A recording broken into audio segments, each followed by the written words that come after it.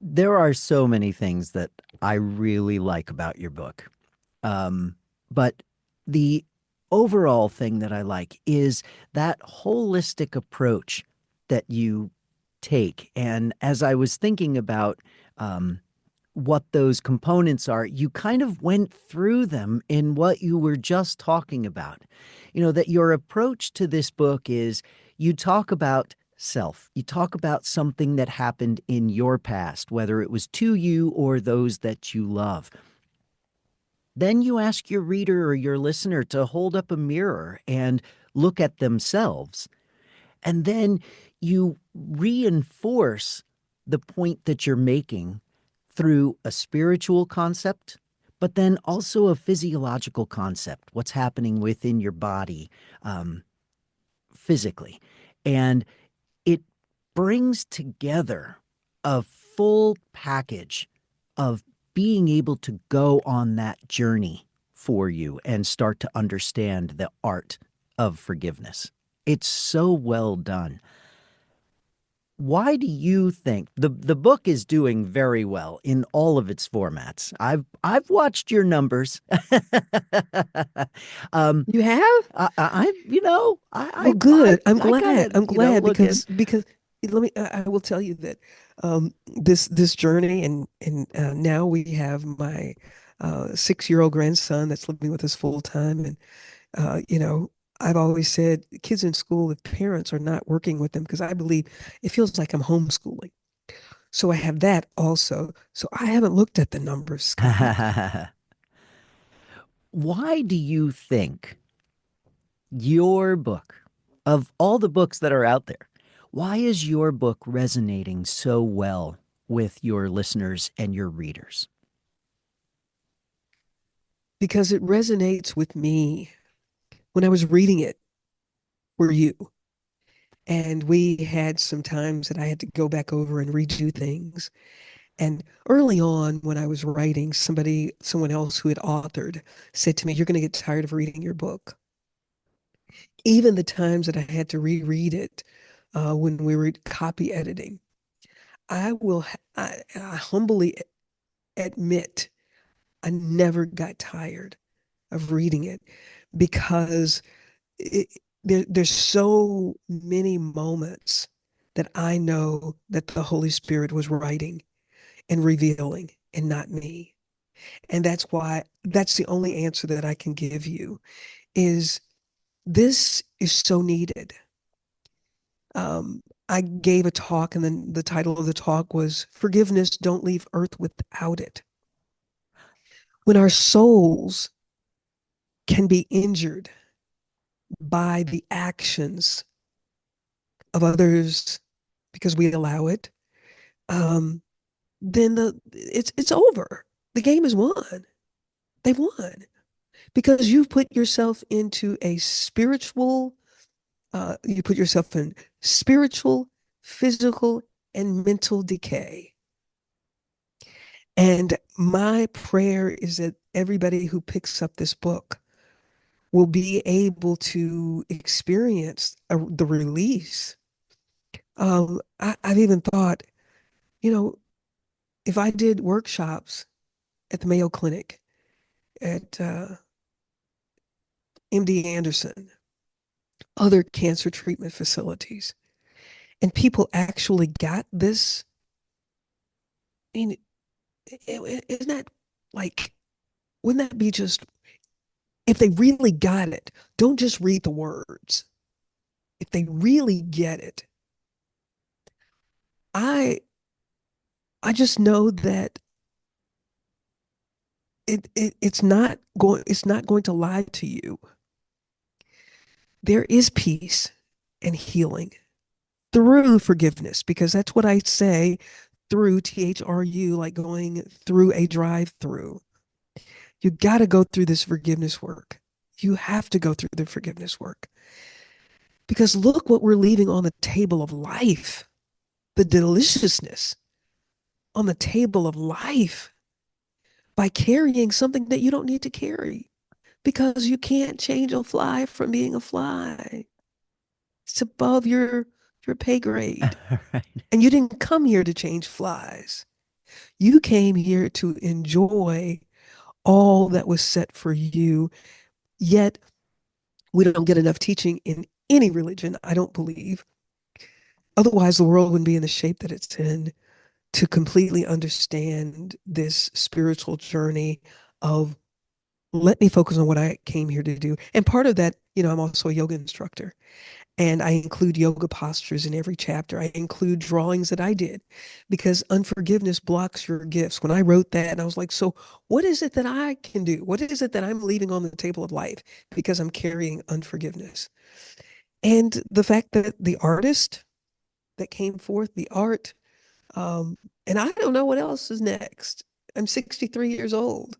I got, another 40, 50 years to live. I don't know what else is coming, but I'm here to do it and I'm here to serve the purpose that I came here for. And my prayer is that this book will be a spiritual guide for everyone who picks it up and touches it, and that the anointing will flow through them so that they can enjoy their full purpose to the highest level. Yeah.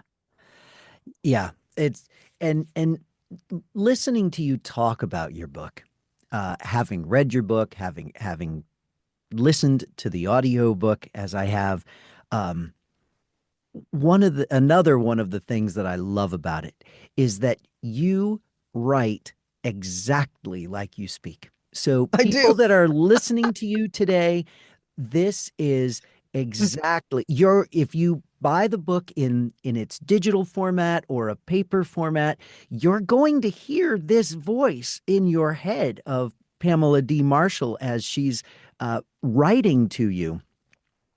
And that's part of the reason that when you and I first met, I said, there are phenomenal audiobook narrators out there who could do your book really well.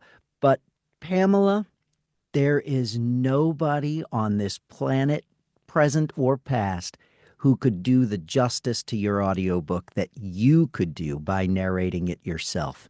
And we You're so went sweet. down that path, and I have to say, you did a fantastic job of narrating your own audiobook. Well, thank you, to Josie, to the editors for the incredible work that you all did in uh, catching things, and sending it back to me, telling me what I needed to redo, and sending me the equipment and coaching me through using the equipment because it's set in a box. Like, okay, at one point I was like, okay, I'll just fly there. I don't know what it costs, but I'll just fly there and do whatever I need to do. But I locked myself in one of our closets and just decided I just got to get this done. And I'm thankful. I'm thankful that I did do it. Um, so thank you for your tutelage. Yeah, yeah. So let's Somebody else said that to me that they were reading it and they said, I can hear you. mm, yeah, Isn't it that funny? doesn't surprise me at all. Doesn't surprise me at all. Your personality comes right through your writing and then through your narration. So let's take a moment and listen to a sample of this book that we've been talking about all this time, and let's hear the fruits of your labor. So here it is, a sample of The Art of Forgiveness, an expression of peace written and narrated by Pamela D. Marshall. Chapter 1. The Path to Peace. It was an extraordinary display of works of art made from junk. These abstract folk art sculptures were as colorful as they were strange looking in a unique kind of way. As I wandered around the museum, looking at the similar yet odd expressions on the faces of the human sculptures as well as the animals, I could hardly wait to have a one-on-one conversation with the creative mind birthing this display of folklore. You see, this was my first time seeing my sister Liza May's body of works on display, curated at a museum. I was so proud and delighted to see how other reception attendees were admiring the abstract protruding teeth, soft, bulging eyes, and the head to toe fashion ensembles worn by each of my sister's sculptures. Liza May was a late bloomer in the world of art and somehow discovered her ability to recycle while creating interesting compositions that all told a story. Ironically, stories were brought to life by an artist who herself was buried underneath her own treacherous, painful journey.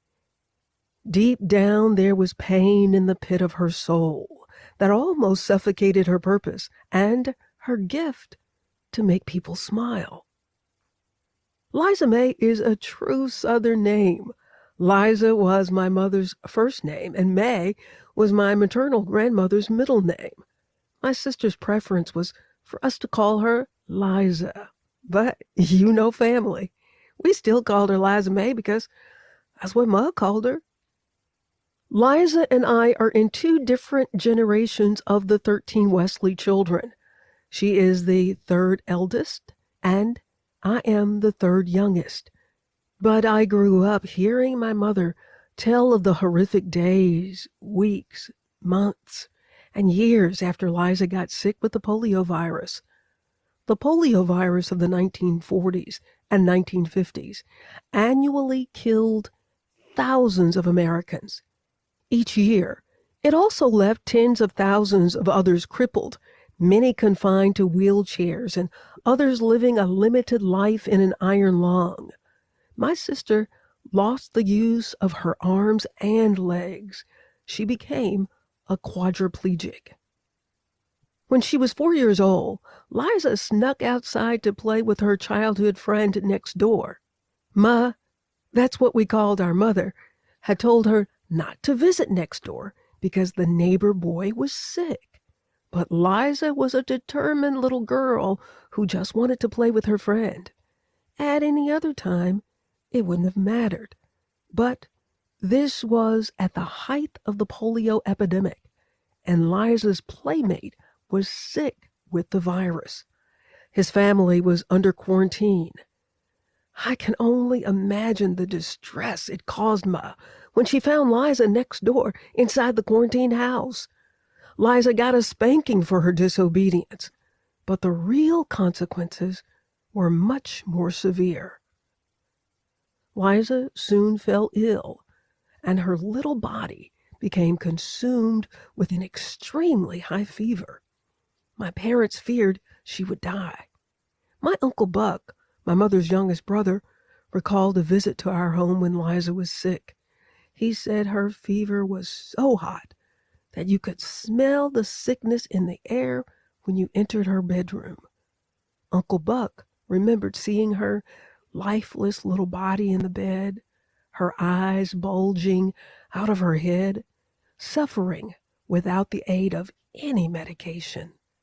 I cannot imagine the agony and the pain 4-year-old Liza endured. Nevertheless, God preserved and spared her life. It's a miracle that my parents and the other children in the house at that time didn't get the polio virus too. There were 2 older siblings, Florence and Emmett Jr., and a younger brother, Dawson, and my 22-year-old mother was pregnant with her 5th child, Lottie. And there is a sample of The Art of Forgiveness, an Expression of Peace, written and narrated by Pamela D. Marshall. The audio version runs 6 hours, 58 minutes, so there's plenty more for you to sink your ears and your teeth into. It's available on audible.com, amazon.com, Apple Books. You can get it in any of its formats.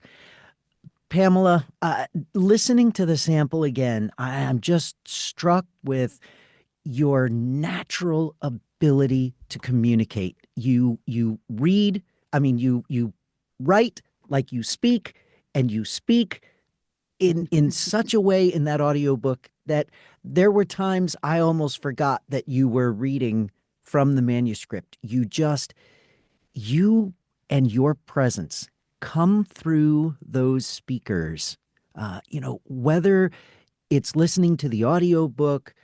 I've been in a Zoom meeting with you where you were speaking with people who were studying the book, and I was just so impressed with how you come right through whatever medium it is that you are communicating with your listeners and readers, and you connect at such a basic and rooted uh, area. It's just congratulations to you. It's quite a project.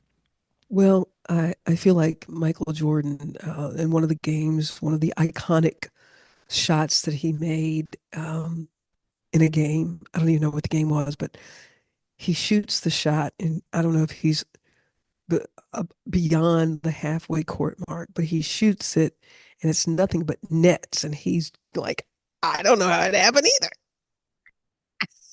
Uh, I, And I, that's how I feel about this. I don't I'm just doing. yeah, yeah. I Well, can't tell you, well, when I go in the closet, I do this, I do that. No, I go in the closet and I'm trying to get it done because I have some other stuff that I have to go do. right. So I don't have a ritual for any, I don't have anything to tell people. I don't know. Thank you. Yeah. So, what was it? Let's talk about the process of narrating the book. So, we sent you the equipment, we kind of walked you through setting it up. Um, and then you realized, oh my gosh, I've got to read this book that is 6 hours and 58 minutes in its final production. Uh, lots of authors think that we narrators just sit down and read the book. Did the recording of the book take you 6 hours and 58 minutes? Scott, do you remember the time that I did 2 chapters and I'm sending it over to you because I'm feeling so accomplished and so happy? There's nothing there.